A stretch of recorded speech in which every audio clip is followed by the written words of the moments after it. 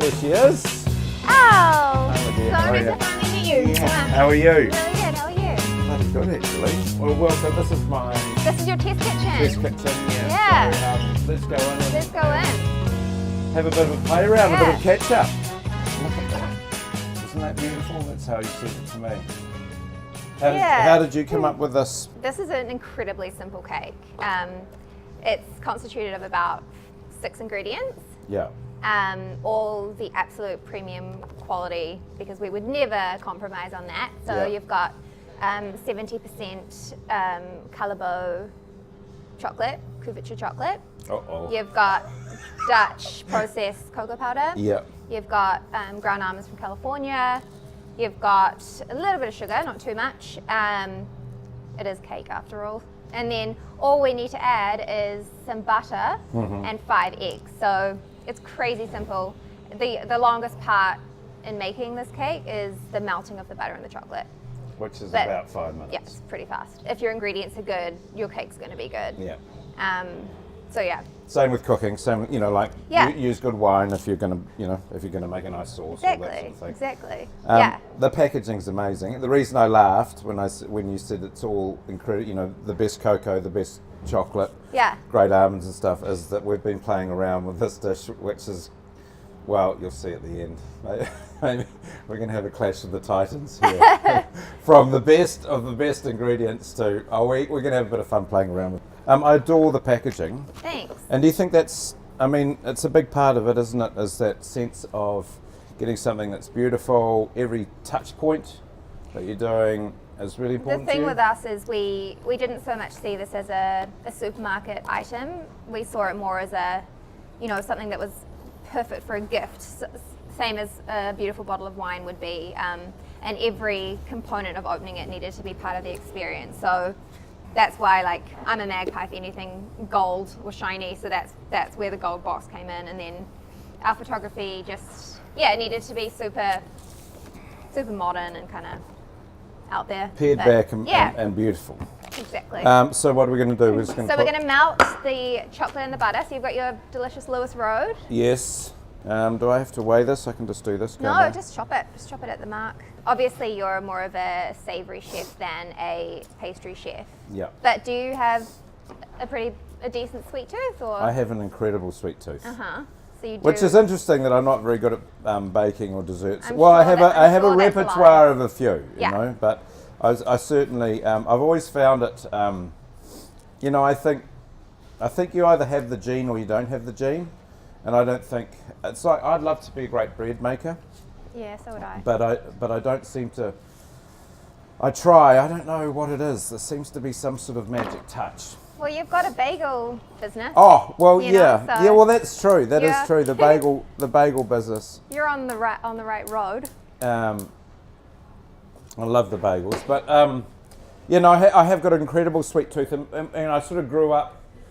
People ask me where did I start cooking and how did it all sort of begin, and it was really it was making pikelets and fudge. Yeah. Lived on a farm, so no dairy down the road. Right. So it was DIY situation. Yeah. If I wanted something, sweet and tasty, and so you did lots of, coconut slice, Yeah. fudge. That's like marshmallow, Edmund cookbook. Straight out of the Edmonds. Staples. Straight out of the Edmonds, exactly. I know this isn't like the very technical way to be melting chocolate, but the butter is going to keep it, Should I keep be it doing safe. that in a double boiler? Is that what you're saying? I feel like that's what a pastry chef would do, but because this is a cake mix, we need it to be obviously simple and really easy. So I've experimented and found that melting it in a saucepan slowly is absolutely fine. You just have to keep an eye on it. Yeah, well, that's exactly what I did yesterday. Good. I did exactly that. And I was admiring this piece of machinery before. This is a really old beast. It's an old Kenwood. Yeah, I love it. I really would like to, start collecting old cake mixes and things. I just don't have any room. How old is it? Could be at least 30, Really? And maybe still 40 going years strong? old. Yeah, just keeps going. So. Amazing. Do you want me to pour Yes, this in? that goes in there. We need eggs. Yeah, we need 5 eggs. One at a time. Okay, so even with the simplicity of of something like this, when you add eggs, is there anything that you think about when you add eggs?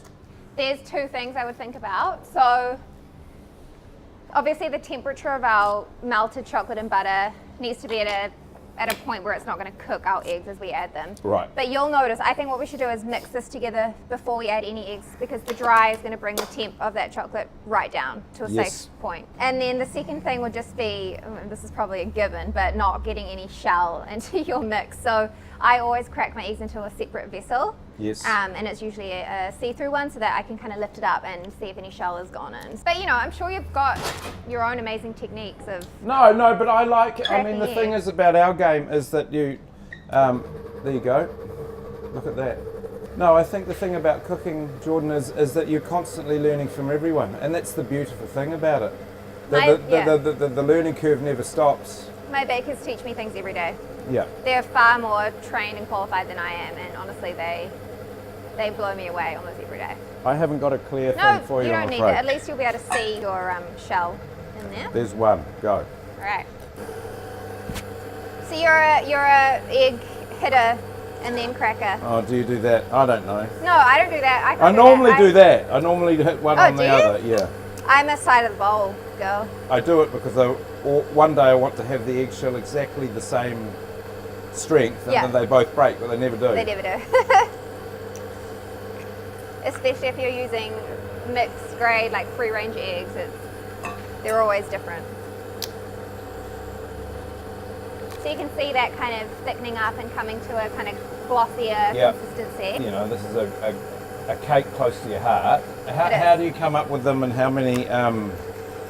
Is it like me? You're never short on ideas, or do you go? Is it a seasonality thing that depending on winter you do more heavier or it's more a bit fruit of driven both. in summer? Or? Yeah, absolutely. I do try to kind of follow the seasons. I'm never short of ideas, which is a good thing. But this cake in particular is just one that it's always going to be a hit no matter what time of year. It's a chocolate lover's dream. Could you do this without a mixer? Absolutely. Yep, you could do it in a bowl with a spatula. So this essentially, if you were on a boat or you're at a campground and there was a kitchen, that sort of thing, you could have an incredible cake. Hell yeah. In the middle of nowhere. Absolutely. Like Bring it to the batch where you've got only, a bowl and a spoon. Spray or no spray? I would do no spray. You've got this line perfectly. Yep, we don't mess around. Did you hear that? And if you were to be making this in a round tin, the cake mix does come with a liner as well. How does this lift up? Push and lift. Cool. Doesn't that look wonderful? That looks really good. Good You work. don't ever lick? No, I don't. I'm not. Yeah. How come I didn't get the chance to lick? You just whipped that straight away from me. Sorry. I thought that was the only reason I was agreeing to do this. I'm so sorry. In here? Yeah. Look at that. And have you already got your oven preset? You have? Yeah. Perfect. 180, was it 160? 180, yeah. How come nearly every recipe in the world is 180 degrees? Well, it's funny. We set our ovens at work to 162 degrees because that's what we've found. Not 1 degree No. higher or lower. That's the perfect temperature for baking. Why is that for baking? Our commercial ovens run slightly hot. So yeah, 162. Okay, and that's simple as that. That's it. Yep. And luckily we have pre-made a cake. Yes, So we're not going to wait 40 minutes for this to bake. But I am going to put that in the oven because I'm going to eat it later. How long, my dear? Well, every oven is so different. That is right, isn't I'm going it? to say your oven looks pretty hot. I don't know why it looks hot, it just does. But I'm going to say 35 minutes, but we're going to check on it. I never set timers. I'm someone that just has a little alarm bell go off. Never burnt anything in your life? Well, I have, but it's rare. And I think it's as soon as I get a waft, I'm like, oh, I better check on that, and it will be almost ready. Yeah. As soon as you can smell it. And what about people have this paranoia? Well, I do, and I'm bearing my baking soul to you. But people have this paranoia about opening ovens when there are cakes in there or cookies or Yeah. anything? What's your thought on that? I think my thought on that is don't try and avoid doing it in the first 10 minutes, but after that, it's fine. Most of your chemical reactions happen in the very initial stages. Right.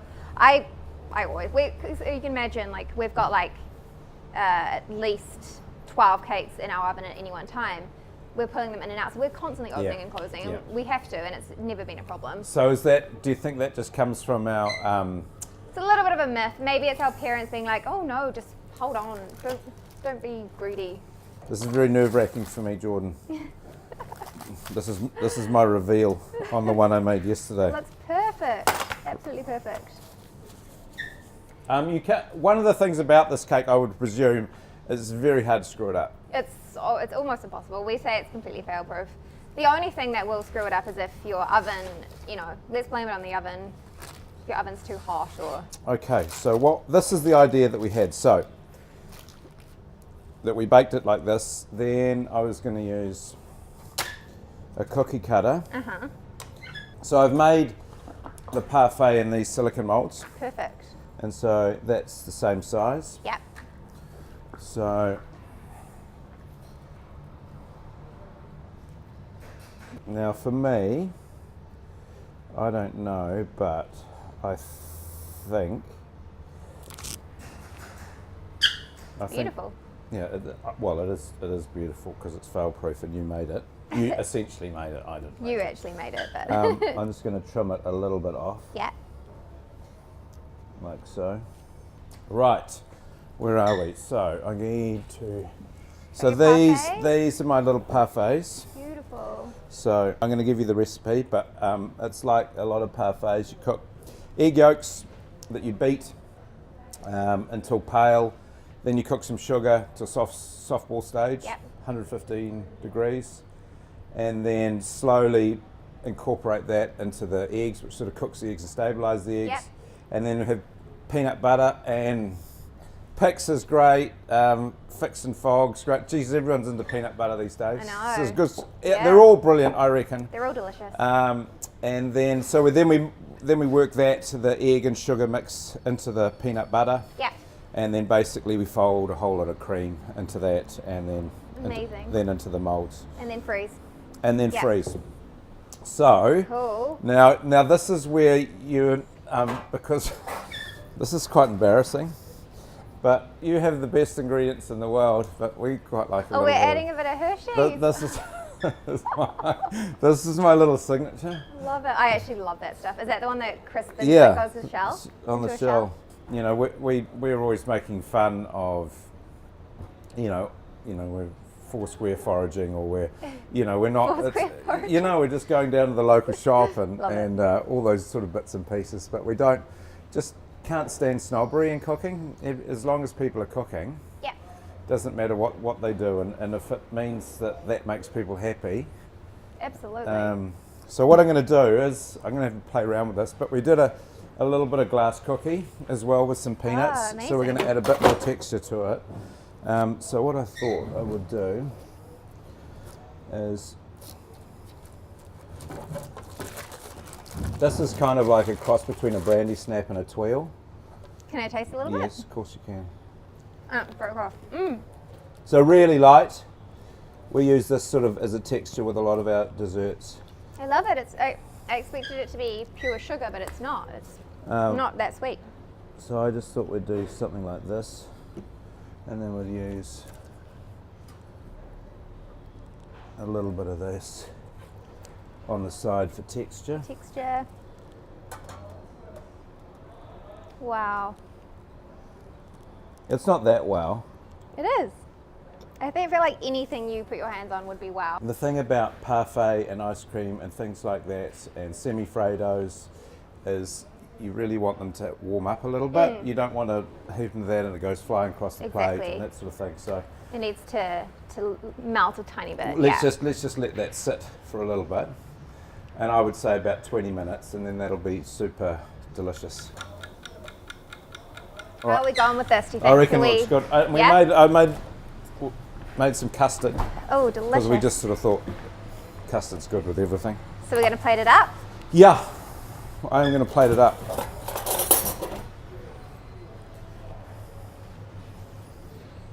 of custard on the bottom.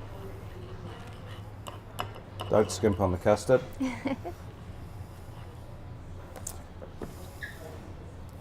Oh, I hope it's going to come off here.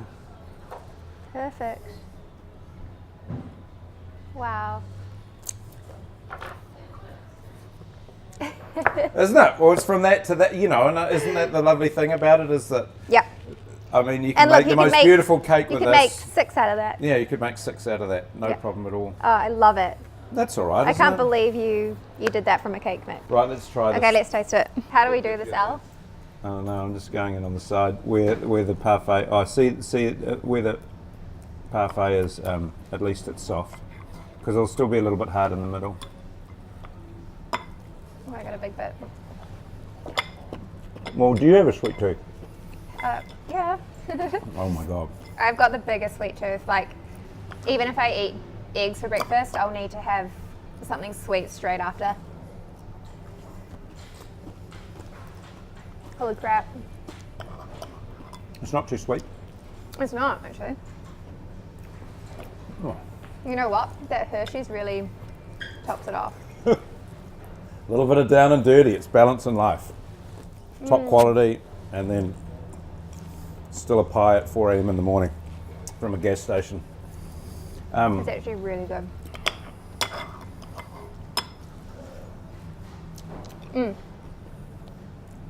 Yep. Yeah, I reckon it's really great. You could probably, I mean, if you left it out, it would get softer as well. But if you, you could go smooth peanut butter, but I think the crunchy's better. Adds that little extra bit of texture. Wow, It's really good. I can't believe you just did that. it's all right. I mean, I can because Well, you're you, but it's a combination, isn't it? We did that. You and I did that. okay. That's a collaboration. Thanks so much for coming over. So much, that was so great.